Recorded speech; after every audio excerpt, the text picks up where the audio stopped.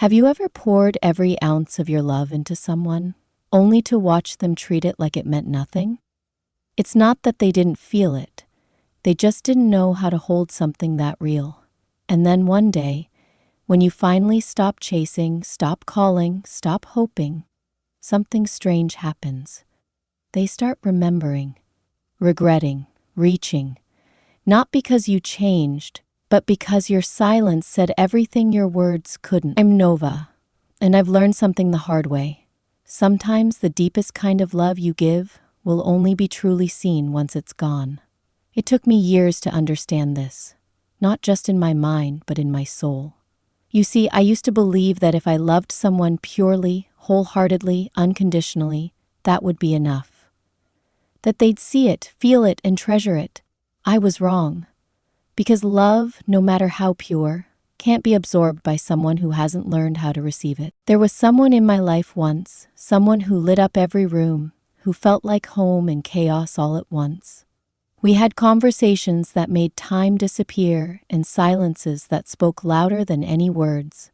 I thought they saw me. I thought they valued what we had. But what I didn't know was that you can't make someone see your worth while they're still blind to their own. I mistook presence for commitment, attention for connection. I didn't realize they were drifting while I was still anchored. And then came the moment I'll never forget. The moment I knew I had to let go. Not because I stopped loving them, but because I finally started loving myself more.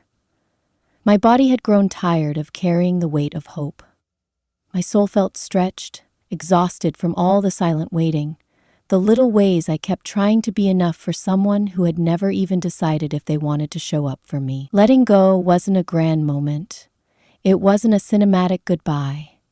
It was a quiet knowing, a slow exhale, a truth whispering from somewhere deep inside.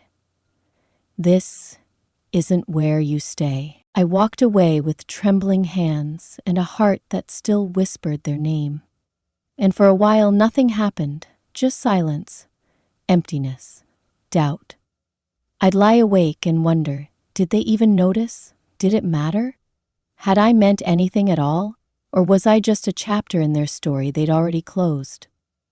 But then something strange began to unfold. Little signs, subtle shifts, a message here, a memory shared there, their name popping up in places I didn't expect. Mutual friends saying they brought me up, as if the absence I left behind had started to echo, as if my silence had become louder than all my words. I didn't reach out, I didn't explain, I didn't chase, and that's when they started remembering. That's when the realization began to bloom. But now, on their end, the things I said months ago, now they were replaying them. The way I loved without conditions, now they were craving it. But by then, something inside me had already changed. The woman who once begged to be seen was no longer standing at the door, hoping for it to open. She had already walked through her own. She had already found something more powerful than being chosen. She had found herself. They only realize your worth when they can no longer feel your warmth in the room. And sometimes they don't miss you. They miss the version of themselves you brought to life. They miss who they got to be around your light. Let that sink in, because you were never asking for too much. You were simply offering something they weren't ready to receive. And your greatest power? It wasn't in how long you stayed. It was in the strength it took to finally walk away. It's strange how someone can look directly at you and still not see you. I used to ask myself why they couldn't see what was so clearly right in front of them. I loved them with everything I had. Not just the pretty parts, but the messy ones too. The overthinking, the late-night fears, the dreams I barely dared to speak aloud. I gave them access to the places I usually keep locked away, the corners of me that took years to open, and still they couldn't recognize the depth of what they were holding. But now I understand something I couldn't back then. Some people don't see you clearly, not because your light isn't bright, but because their own vision is clouded. clouded by pain they haven't dealt with, by stories they've told themselves about love, about worth, about what it means to be vulnerable. When someone hasn't done the inner work to face themselves, they can't meet someone like you fully. Your love confronts them. It shows them all the places where they've been hiding. And that's terrifying for someone who's built a life around not being seen too deeply. Looking back, I can see it now. The way they would pull away when I got too close. The way their words would contradict their actions. How they'd disappear when things got too real, only to return when it felt safe again. When I was quieter, less certain, more willing to accept crumbs and call it a feast. It wasn't that they didn't feel something for me. I believe they did. But love isn't just a feeling. It's a choice. It's showing up. And they weren't ready to choose. I used to think their inability to love me properly was a reflection of me, that maybe I was too much, or maybe I wasn't enough, that if I had just been a little more patient or a little less emotional, maybe they would have stayed. But I don't believe that anymore. Because people can only meet you as deeply as they've met themselves. And if they haven't faced their own wounds, your love will feel like pressure instead of peace. A mirror instead of a hug. There's something incredibly painful about realizing you gave your all to someone who wasn't even capable of receiving half. And still, I don't regret it. Because love, real love, isn't about guarantees. It's not transactional. It's about being brave enough to offer your heart, even when there's a risk it won't be held the way it deserves. And even when they failed to see me, I showed up as who I truly was. That matters. That's sacred. So if you're listening to this and you're in that space, wondering why they couldn't love you the way you loved them, I want you to know something. Their inability to value you was never your failure. It was their limitation, their unhealed parts, their fear, not your flaw. You didn't lose them, they lost you. And maybe, just maybe, that's exactly what needed to happen for them to wake up. Because sometimes people can't see the sunrise while they're still living in the dark. And sometimes you have to walk away before they even realize the sun was ever shining. There's something almost surreal about the silence that follows when you finally decide to walk away. At first, it feels empty, hollow, like you're standing in a place that used to be full of noise, emotion, presence, and now, nothing. But what you don't realize right away is that your absence doesn't disappear. It echoes, quietly, steadily, undeniably. Because when you've poured genuine love into someone, your energy leaves behind a trace, a frequency. And even if they never say it aloud, they feel it. I remember the weeks after I let go. I was waiting for peace to come rushing in, but instead there was a strange stillness. I thought maybe I'd made a mistake. Maybe they hadn't noticed. Maybe I didn't matter as much as I thought I did. But slowly, without warning, something began to shift. Unexpected calls, liking old photos, random memories they just had to share. Things that seemed so ordinary on the surface, but I could feel it. Something was stirring in them, a tug they couldn't explain. That's the thing about energy. You don't need to announce your departure for someone to feel it. When your presence was once a source of peace, of connection, of unconditional love, they'll notice when that current stops flowing. It's like air. You don't think about it while you're breathing it, but the second it's gone, you panic. You search for it. You miss it. Desperately. They started to remember the smallest things. The way I gently remind them to rest when they were running on fumes. The sound of my laugh during the mundane. The way I'd sense their mood before they even said a word. They thought these things were just part of the background. Until the background faded to silence. But this wasn't just about memories or nostalgia. It was energetic. My absence created a space, and in that space, they had to sit with their own thoughts, without my presence to soften them, without my love to hold them up, without the reflection of my heart to make them feel more whole than they actually were. And that's when realization starts to bloom. Not always immediately. Sometimes it creeps in like a fog, slow, confusing, heavy. Other times it hits like a wave, sharp, undeniable, painful. But it comes. Because once you've experienced being seen so deeply by someone, the world feels different without it. Emptier, colder, and they start to wonder, what if I was wrong to let them go? What if I didn't even realize what I had until it slipped through my fingers? This is the part no one tells you about. That sometimes the most powerful shift doesn't happen when you stay. It happens when you leave. Not out of spite or revenge or manipulation, but from a place of quiet self-respect, of finally choosing peace over confusion, choosing truth over potential, choosing yourself, even if it breaks your heart. They'll feel it, not just the loss of you, but the absence of what you made them feel. The safety, the warmth, the clarity. And suddenly, all the noise they were so distracted by before will quiet. And they'll hear it. The echo of everything you once gave so freely. Time does something strange after you walk away. It stretches and folds, expands and contracts in the most unexpected ways. At first, every minute without them feels like a silent ache. You keep reaching for your phone, rehearsing conversations in your mind that never get spoken aloud. But eventually, those moments of longing start to transform. You stop checking if they watched your story. You stop hoping for their name to pop up on your screen. You stop waiting.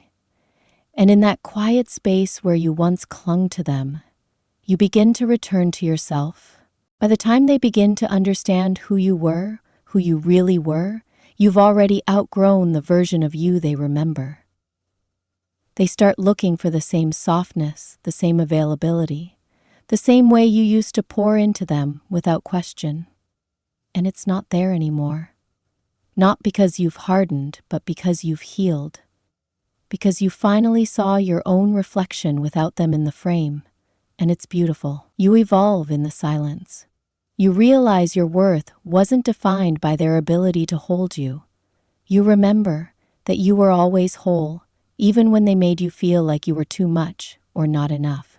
And that version of you who once begged to be chosen, who tiptoed around their moods, who dimmed her light to make them more comfortable, she doesn't exist anymore. When they come back, and they often do, it's not because they suddenly became someone new. It's because they finally saw who you were all along. But the cruel irony?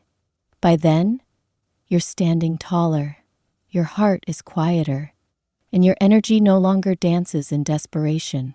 It stands in truth. And that truth is, you were always the one. They just didn't know how to hold someone like you. They start to feel the pull again, not to who you are now, but to the version of you they remember. The one who waited. The one who stayed soft through every storm. But you've moved. You're not holding the same space. And what they want isn't love. It's comfort. It's familiarity.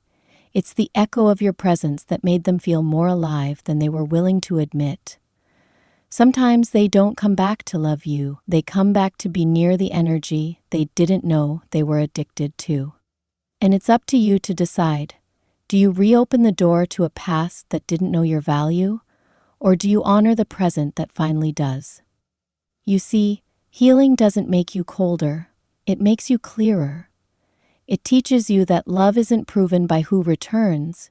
It's proven by who never had to leave to realize your worth. And when you stop shrinking to fit into spaces you've outgrown, you begin to attract people who see your fullness and don't flinch. By the time they realize what they lost, you've already found everything they couldn't give you. And that isn't tragedy. That's growth. That's alignment. That's power. There was a night I sat with the pain and asked it what it came to teach me. I wasn't looking for quick comfort or a pretty answer to distract me. I wanted to know why something that felt so right ended in silence. Why someone I would have moved mountains for could walk away without looking back. And the truth didn't come in a loud revelation. It whispered, gently, quietly, but it changed everything. That whisper said, sometimes love doesn't leave to hurt you, it leaves to wake you. What we often don't see while we're hurting is that there is a sacred lesson hidden inside the ache. It doesn't make the pain easier, but it gives it meaning. There's a divine unfolding taking place beneath every goodbye. And when someone walks away or fails to recognize your worth, it isn't the end of your story. It's the beginning of your becoming. I learned that I was never meant to be someone's half choice, someone's maybe, someone's fallback plan. But I had to live through the ache of being treated that way to remember my own value. The love I gave wasn't wasted. It wasn't foolish. It was proof of how deeply I'm able to care, even in the face of uncertainty. That's not weakness. That's power. And every time I showed up fully, even when they couldn't, I was aligning with the part of me that refused to be hardened by someone else's confusion. The truth is, some souls aren't meant to walk beside us forever. Their presence in our life is a season, not a lifetime, and their exit, as painful as it feels, is often the only way we'll stop clinging to a story that was never going to end the way we hoped. Letting go isn't giving up.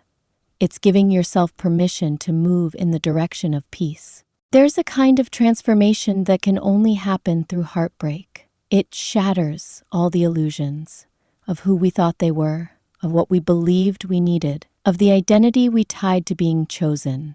And in the wreckage, we find something sacred.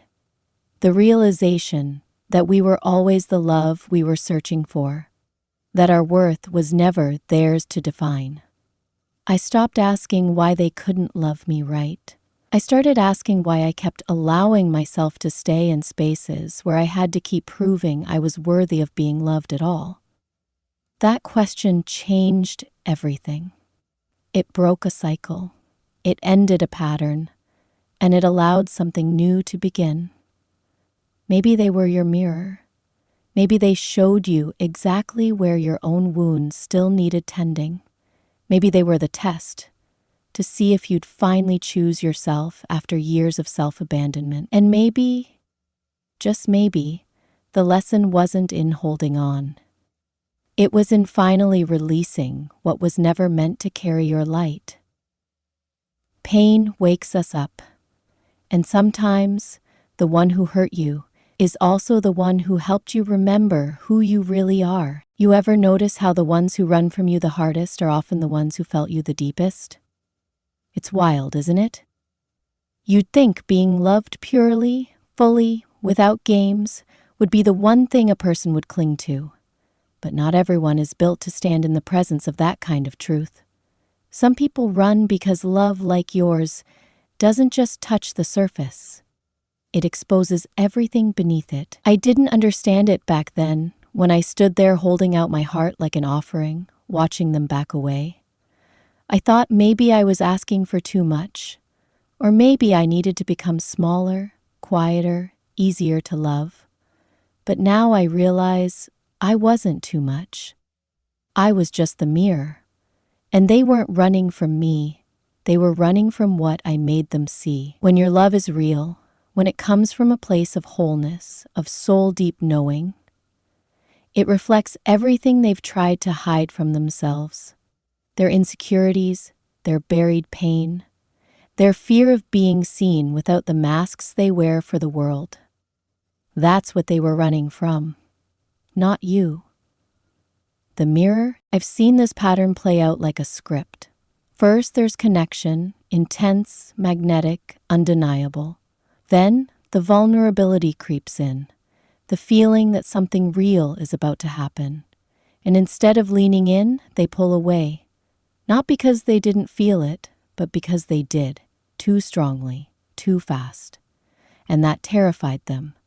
They start creating distance, making excuses, picking at things that don't matter, looking for flaws to justify the exit their fear is begging them to make. It's the classic runner. You give them a glimpse of something sacred, and instead of stepping closer, they retreat, and you're left wondering what changed. The truth? Nothing changed, except how real it got. I used to chase. I thought if I could just prove how safe I was, how patient, how loyal, they'd stop running.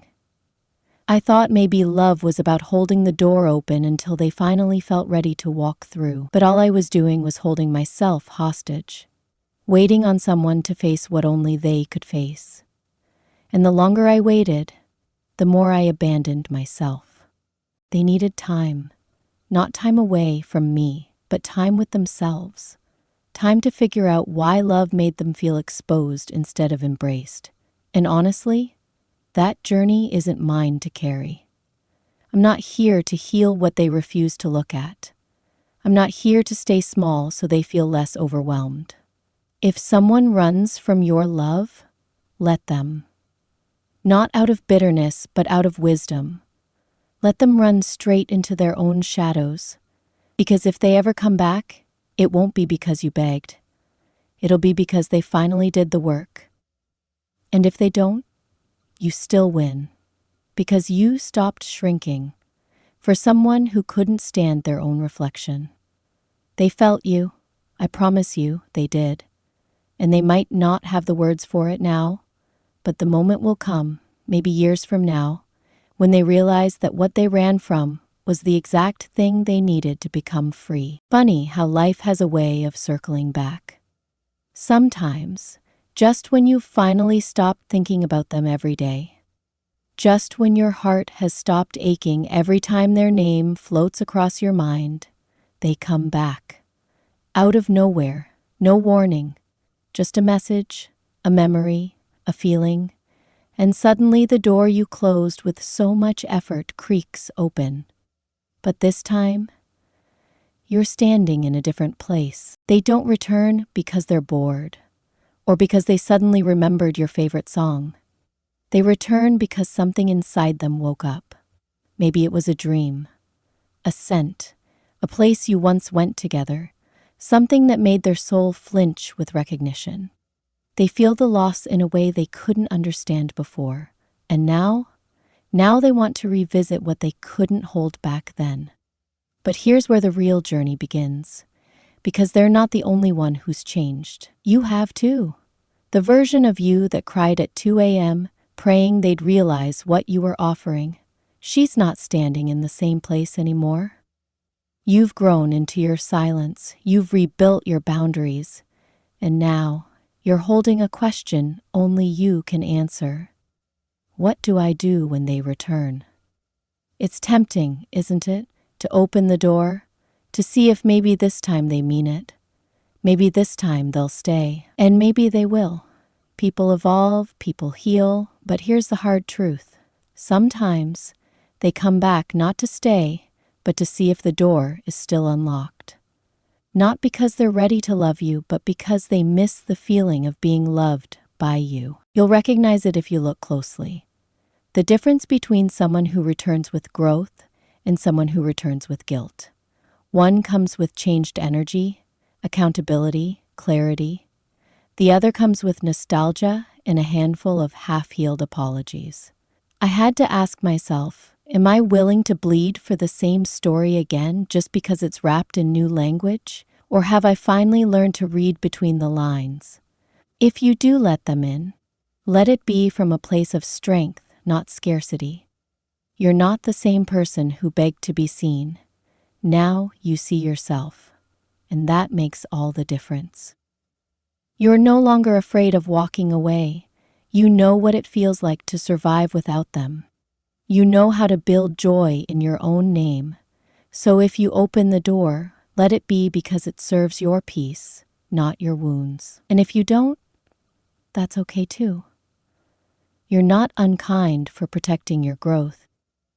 You're not heartless for choosing your healing over their regret. You're not bitter. You're wise. And wisdom sometimes looks like silence when chaos comes knocking. Love doesn't always return the way we want it to. But when it does, ask yourself, is it love that's knocking? Or just the memory of being loved? You owe it to yourself to know the difference. Sometimes, when I look back, I wonder if they ever truly understood what they lost. Not just me, but the quiet ways I loved them, the soft reminders I whispered when they were too proud to admit they were tired, the way I noticed the smallest shifts in their voice, their energy, their silence. They didn't lose a person, they lost a presence. And it's only in absence that those little things start to echo loud enough to shake something awake inside them.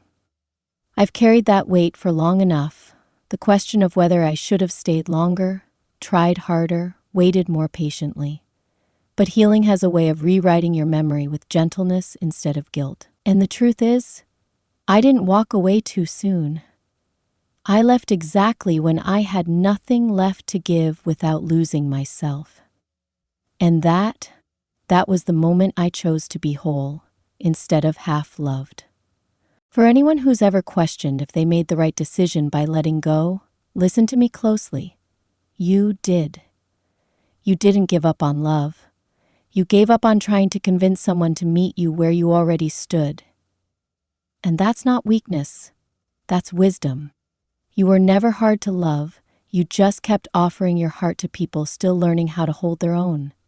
And they may realize it eventually. They may even come back with clearer eyes and a softer tone. But whether they return or not doesn't define your worth. Their awakening is not your responsibility. What matters is who you became in the space they left behind. Stronger, softer, wiser, more you. Because while they were out there trying to feel whole again without you, you were quietly becoming the version of yourself that no longer needed them to feel complete. That is the most powerful transformation of all. This is where I end my story with them. Not in bitterness, not in blame, but in acceptance. I no longer need them to understand. I understand. And that's enough. If you've been walking this same path of letting go, of grieving someone still alive, of healing while hoping they might still remember you, they might even regret. But don't wait for that moment to validate what your soul already knows. You were the light. You were the peace. You were the moment they'll never get back. And if they ever truly wake up one day and try to return, you'll already be too far ahead to turn around. Thank you for being here with me, for walking through these reflections with an open heart. I'm Nova, and if my voice held you for even a moment, if it made you feel seen, heard, or just a little more understood, then I hope you'll stay with me on this journey. If you found comfort in this message, please like this video and subscribe to our channel for more moments like this. And remember, they only feel your value in the silence. Because your absence has a louder voice than your presence ever did.